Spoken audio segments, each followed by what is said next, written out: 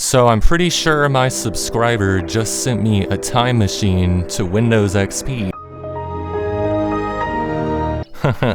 So for those of you that don't know, I have a little mini contest I do whenever I release a new song, which is basically if you can guess what my song title is, I will remix the song of your choice. And Cyro happened to win the contest and also just so happens to record his own music. So since Cyro's actually been a fan of mine for a while, and since he also records music, I figured it'd be really cool to not only remix one of his songs, but also, I guess, kind of use it, I guess, as a teaching moment, just to show some tips and tricks I've learned along the way. So Cyro sent me this list of songs, and Depersonal was my favorite. I heard it, and I was immediately taken into nostalgic, you know, Frutiger Arrow territory. So, okay, let's listen to this bad boy, shall we?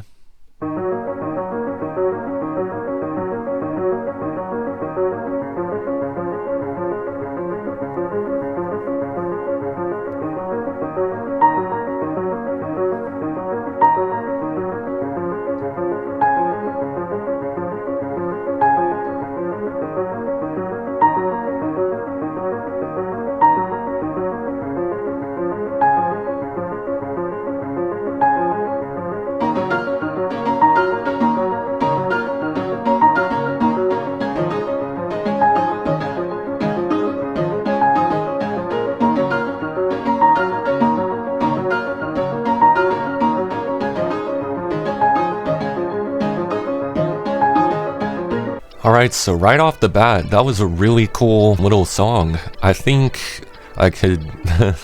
this is so generic for me, I guess. I could totally hear this taking on a Frutiger Arrow dance kind of direction. So the first thing I'm gonna do with your song is I'm going to organize it some. You know, your future you will appreciate it so much in 20 years when they come back to the project and see it organized. So let's see, pattern 1, this is your piano pattern, so we're going to just rename this to piano. Another cool thing we can do is change the colors. Go down to rename and color, and I'm gonna give it a gradient. I'm really feeling blue and orange because Frutiger Arrow. Look at how cool that looks. So the next thing that I'm gonna immediately do is see if you've assigned these to any mixer channels, and you have.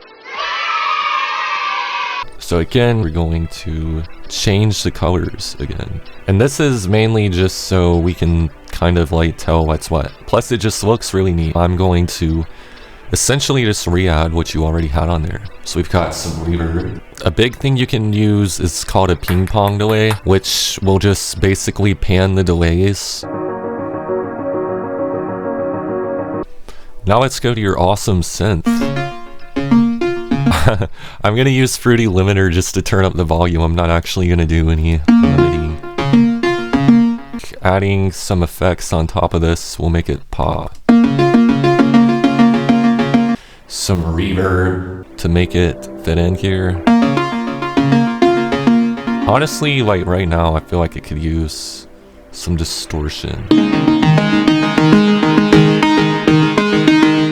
And the reason I put that is because honestly I just hear it. I'm probably going to turn this down in the mix so that it's less overpowering, but on its own it sounds cool.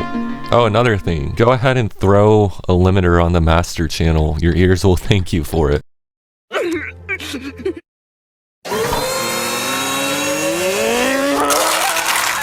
Okay, so the next obvious thing that I hear on here is gonna be the drum beat. So I'm gonna use one of these minimal kick sounds. Booch, booch. Thinking I'm gonna go into these old drum machine sounds and choose one of these. Okay, now for the beat.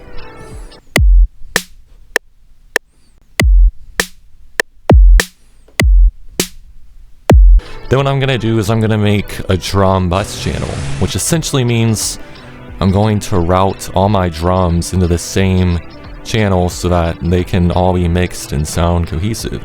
I can look at this kick right now and tell it's gonna sound really muddy because it has such a long tail. And you can tell because these lines are so far apart that there's gonna be a ton of bass in this. So I'm going to drag up the out knob, see how that's affecting it. I'm gonna cut out some of that tail just on the kick. What I'm gonna do is use an 808. 808s have quickly become one of my favorite bass sounds. They just sound a lot more organic. And personally, I've been really getting into, you know, embracing the imperfections. We can go down even lower. Oh yeah, you hear that? I mean, maybe not if you're listening in headphones, but...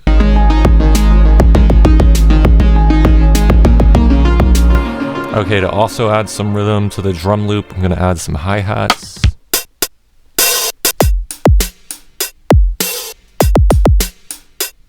Another trick you can do is bring up this swing knob here, just a little.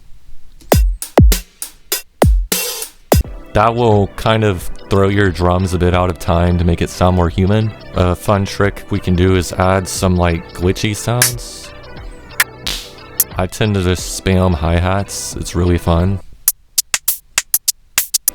I've spoken of this plugin before. It's just really easy to get cool glitchy sounds. I just like to hit the randomize button on my drum loops, and yeah, that's pretty much it.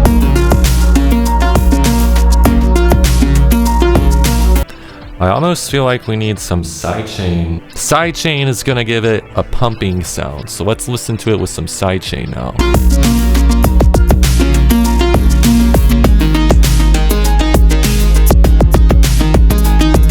Again, I really love the melody you have going on with the synths on this one. It's very neat.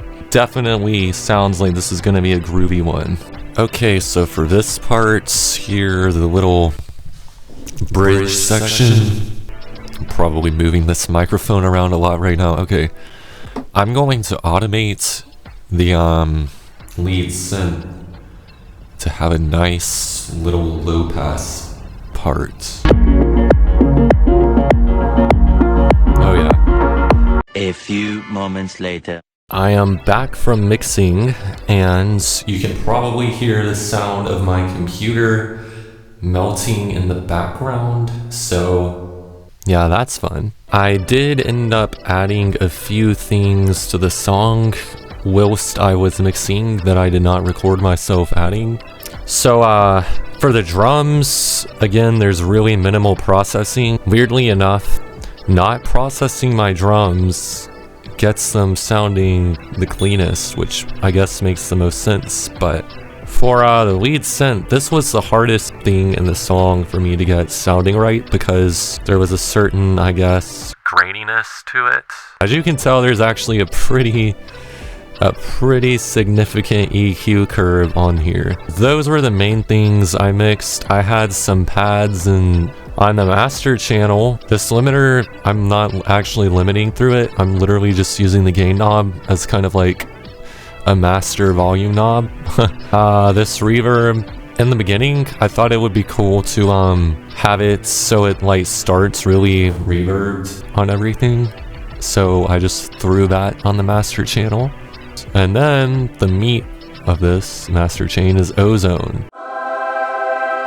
The main thing I like about ozone is the maximizer sounds really good, but also it has a master assistant that essentially is going to listen to your song and show you some things where your mix could be improved. In the middle of mixing this, I was not sure if I was making the right decision, so I actually reached out to some people on Discord and asked them what they thought of the mix, and they were able to pinpoint some things that I could improve on to get things sounding cleaner.